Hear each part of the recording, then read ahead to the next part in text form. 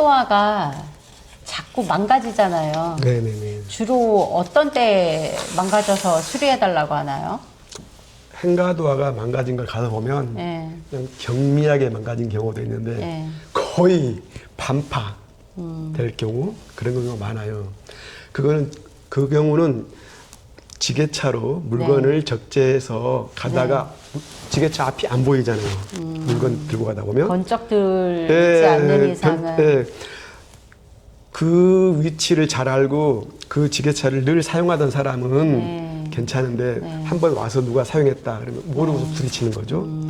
그래서 망가지는 경우. 또 요즘 그 윙탑 차가 많아요. 네. 윙탑 차가 그냥 들어가면 괜찮은데 문을 개방하고 들어가는 경우 날개 펼치고. 네, 날개 펼치고 평소는 이런데 네, 날개 펼치면 이렇게 그쵸. 되잖아요. 네. 들어가다가 부딪히는 거예요. 네. 그래서 망가지는 경우. 그게 두 가지가 가장 많아요.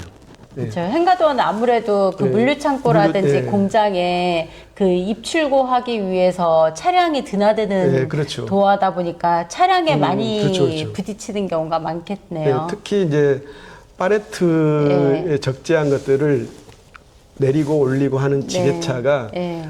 하다 보면은 지게차는 우리가 생각하는 것처럼 브레이크가 네. 빨리 듣질 않아요. 그리고 또 물기가 있는 바닥에서는 미끌려요. 내가 여기서 브레이크 밟았다 하더라도 저기가 미끌려서 부딪히는 경우. 그런 경우들이 많기 때문에 특히나 화물을 운전하시는 분들이나 지게차를 하시는 분들은 조심해야 될 겁니다. 항상 그 입출구는. 네. 그래서 행가도의 손상은 특히 화물차나 지게차로 인한 손상이 네. 많다는 거. 아, 또는 이제 강풍으로 인한 파손이 될 수도 있어요. 자, 뭐 대략 50mm 판넬로 만든 네. 행가도화일 경우에 네, 네. 두껍지가 않고 네. 특히 횡으로 제작됐을 때, 네. 종으로 제작됐을 때는 네. 별로 그 강풍으로 인한 손상이 없는데 횡으로 제작됐을 때는 강풍으로 인한 손상이 많아요. 이것도 어디 쪽이냐? 바닷가 쪽. 바닷가 쪽은 특히 저희들이 수리를 해 나가봐도 바닷가 쪽에 있는 행가도화들이 강풍에 많이 망가져요. 그래서 바닷가 쪽이라면 행가도화가 망가지는 원인은 강풍일 경우가 많아요. 그리고 또 행가도화가 망가지는 건 제품이 노후된 거. 자, 뭐 부속품 같은 거 이런 네, 것들 네. 뭐 브라켓이라든가 네. 레일이라든가 로라라든가 이런 것들이 노후돼서 오래 사용하다 보니까 네. 깨지고 망가지고 네. 네, 이런 경우들이고요. 또 중량 초과로 파손될 수도 있어요. 브라켓에 달린 로라가 견딜 수 있는 힘이 만약에 100kg라면 네. 두 개니까 200kg 네. 견딘다고 생각하죠? 그거는 아니거든요. 결국은 이게 100kg를 견딘다면 두 개니까 200kg 견디겠지? 아니라고 생각해야 돼요. 100kg만 견딥니다. 그래서 행가도화를 제작하시는 분들이 무게가 많이 나가면 브라켓을 하나 더 달아요. 네. 3개를 달거나 네. 그렇지 않으면 4개를 달거나 네. 중량에 따라서 네. 그렇게 해주는 게 잘 만드는 거죠. 아무래도 행가도화 부속들이 대부분 알루미늄 그렇죠. 자재라서 부식이 좀 덜 되긴 하지만은 그 크랭크로라라든지 이런 노라 부분이 플라스틱 재질 뭐 이런 거다 보니까 좀 삭을 수 있고 이래서 그렇겠죠. 지금 이제 저희들이 그 보면 행가도화 부속 중에서 가장 약한 부분이 바로 로라의 플라스틱 부분, 예, 그쵸. 파란색 예, 그 예. 로라 부분, 그다음에 하부에는 하부 가이드 로라.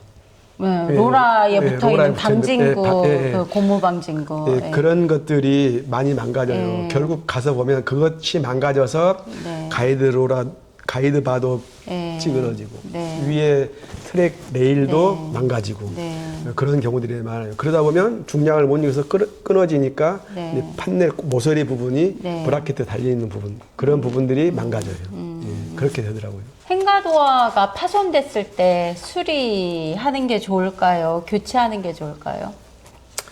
행가도화가 파손됐을 때 결국은 교체를 하게 되는 경우가 많아요. 그런데 뭐 경미한 파손, 그러니까 손 봐서 고칠 수 있는 것들은 그냥 네. 손 봐도 돼요.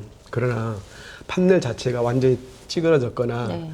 또는 위 트랙 부분이 망가졌을 때 네. 그때는 문이 열리지도 않고 닫히지도 않는데 이거를 그대로 두어서 수리한다고 해서 되지를 않아요.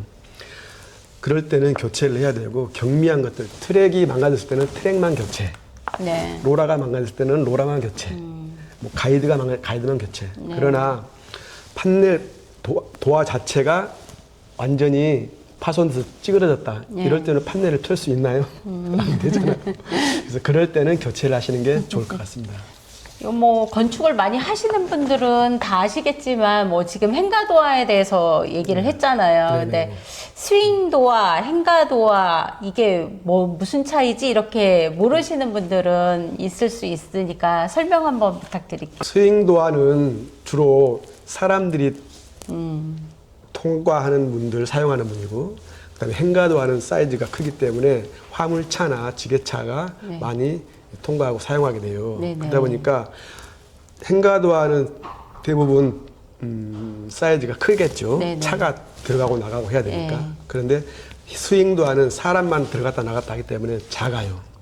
보통은 사이즈가 일반 가정집 문 사이즈하고 같다고 보시면 돼요. 보통 일반 가정집 문 사이즈가 900에 2100. 네. 요즘은 1000에 2100이더라고요. 네, 네, 네, 네. 그런 문들인데 또는 양계 도화도 있어요. 네. 뭐 1800에 2100 이렇게 양쪽으로 열리겠죠. 이렇게. 네, 네, 네. 그럴 경우에는 사람만 통과하는 게 아니고 약간의 어떤 적재물을 들고 들어가기 편하게 양계로 사용하는 경우도 있어요. 결국 사람이 많이 사용하는 물은 스윙도화, 행가도화는 화물차나 지게차 이런 적재물들이 많이 통과하는 문 네. 이렇게 보시면 되겠어요. 네. 알겠습니다. 잘 알아들을 수 있게 말씀해 주셔서 감사드립니다. 도화 하나 교체하는데 비용이 어느 정도 들어갈까요? 가장 민감한 문제인데요. 그 스윙도화나 행가도화를 교체할 때 어느 정도 교체를 하고 수리를 하느냐에 따라서 달라지겠죠. 네. 또는 뭐 제곱미터 이렇게 말하는데 보통 회배로 말하죠. 네. 4m에 4m면 16회배가 돼요. 네. 그러면 회배당 단가를 말씀드린다면 보통 회배당 뭐 5만 원에서 7만 원. 행가도화 교체하는데. 행가도 교체가 네. 그러면 보통 4m에 4m 기준이다 그러면 자재와 제품을 만들고 운송해 오고 시공해야 되겠죠. 네. 그럼 그냥 시공만 하는 게 아니고 기존 거는 철거를 해야 되겠죠. 그럼 그 철거한 것도 또 치워야 되겠죠. 치우는 비용까지. 네.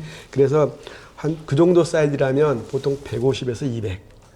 두께에 따라서 틀리겠죠. 네. 50T거나 75T거나 네. 100T거나 네. 두께에 따라서 틀리니까 네. 그 정도 비용이 들어갈 걸로 보고 있어요. 도화 교체하는데 인건비가 어느 정도 들어가나요? 결국은 행가도화를 교체할 때 네. 둘이 가서 어려워요. 몇 왜냐- 명이서 해야 돼요? 보통은 3명 정도. 왜냐하면 뜯어낼 때 눕혀야 되잖아요. 네. 세울 때도 해야 되는데 네. 둘이서 세워서 하기가 힘들어요. 무게가 많이 나가기 때문에. 그래서 한 3명 정도 하게 돼요. 그런데 3명이 그걸 하기 위해서는 한 2시간 정도 소요가 되거든요. 이 기존 거를 철거하고 네. 새로운 것을 달기 위해서는 한 네. 2시간 정도. 그러면 2시간 일했으니까 2시간 비용만 받는다? 이거는 아니거든요. 결국 2시간을 일했어도 오전 하는 걸로 네. 또 오후에 나갔으면 오후 하는 걸로 네. 이렇게 인건비를 책정을 해요. 그러면 일반 기능공의 인건비가 보통 20에서 25만 원이다. 이렇게 네. 봤을 때 일반 기능공의 비용은 한 15만 원 정도 책정을 해요. 네, 그다음에 이제 보조공은 한 10만 원 정도. 그러면 3명이 나가잖아요. 네, 네. 3명. 그러면 기능공 2, 보조 네. 하나 이렇게 네, 되거든요. 네, 네. 그래서 인건비가